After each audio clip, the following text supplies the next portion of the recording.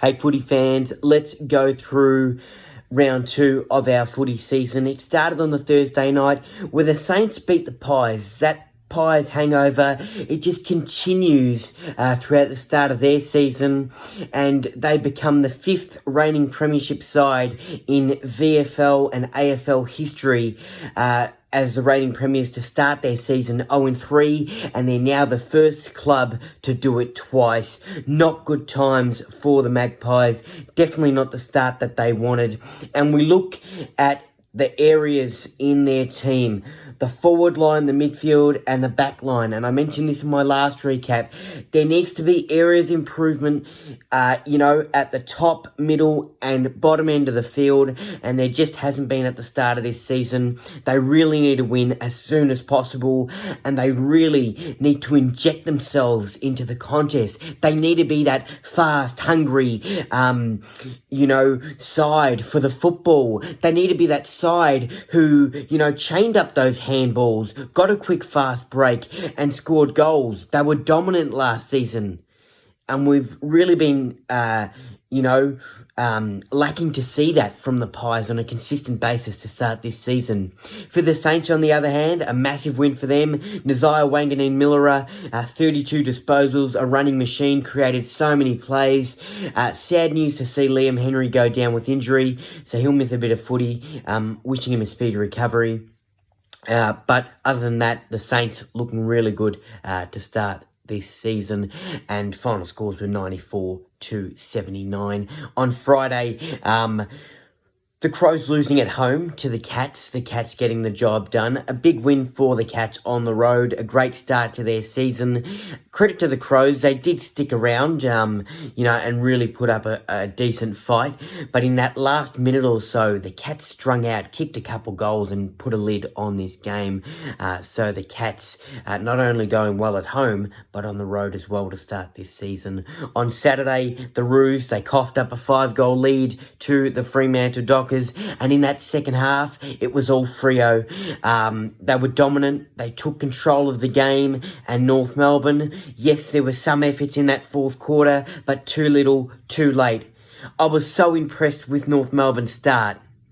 Harry Sheezel was absolutely fantastic. George Wardlaw had a couple nice moments. Tom Powell.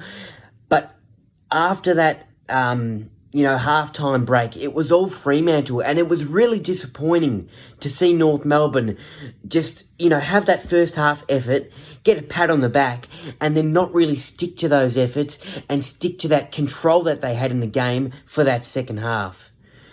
Yes, as I mentioned, I'm impressed with how we started, but it's not how you start, it's how you finish, and we've got to finish better than that, North Melbourne. Then we had the Hawks taking on the Demons, and the Hawks, well, a game they'll like to forget, that's for sure, losing 38-93. The D's absolutely destroyed them. Good ball movement by the D's. That midfield run to get the ball forward and their attacking mindset, we definitely saw that. And yes, it was a great win for the Demons, but they do have a few wounded players, especially in their back line. Jake Lever with a bit of an injury, but he'll return to football. It wasn't nothing too serious. And another defender in Stephen May, an absolute rock of their team. He's actually got a couple cracked ribs and another issue as well. I'm pretty sure it's something to do with his spine, so hopefully he has a speedy recovery, but he'll miss quite a bit of football, so not good news there for the D's. The Swans beat the Bombers 131-101.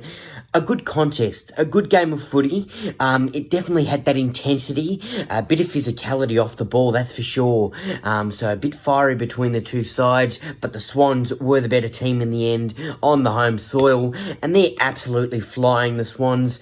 As I mentioned in a previous recap, I think it was in the opening round, that Bloods culture, we're definitely seeing it, and you just have to love it because they're playing some really good football. A variety of players are chipping in, and they're definitely one of the benchmark teams at the start of this season. Then we had our Sunday games, the Dogs beating the Suns 115-67. Look, the Doggies, good to get the win for them. Their first win of the season. Cody Waitman with 6 goals. The Suns' efforts, they were there. And I absolutely loved it. And I know they lost this game, don't get me wrong. But the efforts to try and stay in the contest, just to see that, to see them getting the ball forward, I thought was absolutely fantastic. Obviously in that fourth quarter, the Dogs kicked a couple goals, strung out and wrapped this game up.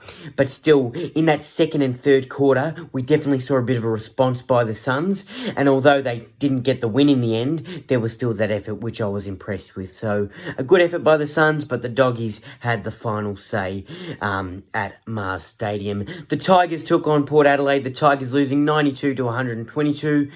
Travis Boak's 350th game. Congratulations to Travis Boak, an absolute veteran in our footy world, and I think he got a few disposals, which was great to see him around the football. The Power get a nice win. The Tigers, well, they did have the lead a couple times during this game, but Port just too strong in the end, and another nice win for Port Adelaide to start this season.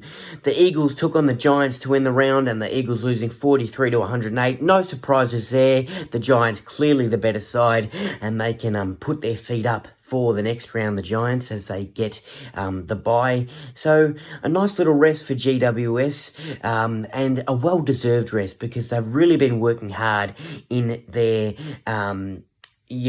their wins to start this season. They've won all three of their games. Opening round beating the Pies, last round, with a nice win against the Roos, and now a nice win against the Eagles. Obviously the Eagles and Roos, obviously probably not the most competitive sides, so I'm still waiting to see the Giants go up against a team like the Sydney Swans, go up against a team like the Carlton Football Club, and then we're going to really see who's the premiership contenders, I reckon, in games like that. That's all to come later on in the season, of course. Folks, it's time for Isaac's GMP of the round, and let's get into my goal of the round. And look, I know Jack Higgins had a goal in that Pies game, Saints and Pies games, but that was out of bounds, and he knew that, but it still was a goal. That's obviously missed by the umpire there. What can you do? It's in the history books now. Jack Higgins, that was a fantastic goal, don't get me wrong. But my goal of the round goes to Isaac Rankin. Late in the game against the Cats, clutch from the pocket, deep inside, just on the boundary. He hit it flush to perfection. The precision, it was magic. It was Eddie Betts-like.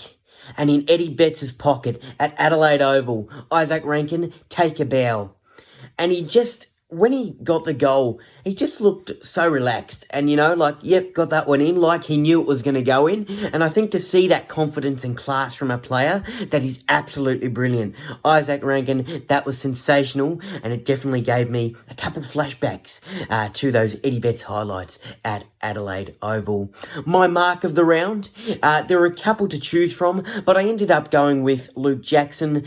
A nice mark in Freo's defensive end, a clean grab, lovely elevation, gave his teammate a knee in the back of the head, so that would have hurt, but still a great grab by the big fella, and he had a fantastic game. He finished with 2 goals, 24 disposals. We're starting to see Luke Jackson pick up some really nice form, which I feel like was missing last season from him in this Fremantle side, so let's hope he can keep it up on a consistent basis. A lovely grab there by Lukey Jackson. My player of the round, look, I know Wanganeen Miller had a nice game. Papley was good, and obviously Waitman had the 6 goals. But no one beats Tom Stewart from the Geelong Cats. In his 150th game, 28 disposals, 11 marks. 10 of those 11 were intercept marks, and that is equal to the all-time record of intercept marks in a game. So well done to Tom Stewart. Massive achievement there. 3 of those 11 marks were contested. 2 tackles, 2 clearances, 1 inside 50s. And don't forget about the running meters. He was absolutely sensational running off the defensive line. Brilliant. A leader, a rock for this Geelong Cats team, and he's definitely played a crucial part, not only in the past seasons, but to their start of this season. And I know they've still got those veterans, they've still got those older players, and a couple youngsters, but Geelong, how they're travelling at the start of this season, it looks like they've still got it, that's for sure. Well done to Tommy Stewart. Another fantastic round of football. And round 3, well, it's right around the corner. Our Easter round of footy. Don't we love it? It's across 5 days. And we've got an absolute blockbuster on Thursday night at the Gabba. The Lions and the Pies. Both grand finalist teams. It's a rematch of the grand final. Both these teams have started their season with no wins. One of these teams needs to make a statement.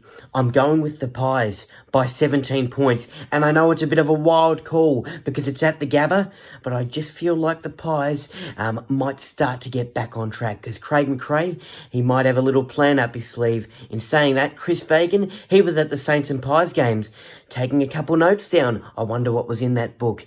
Gotta love footy. If you like that recap, make sure to give it a thumbs up, comment down below your thoughts on the previous round, and if you haven't already, subscribe to my YouTube channel.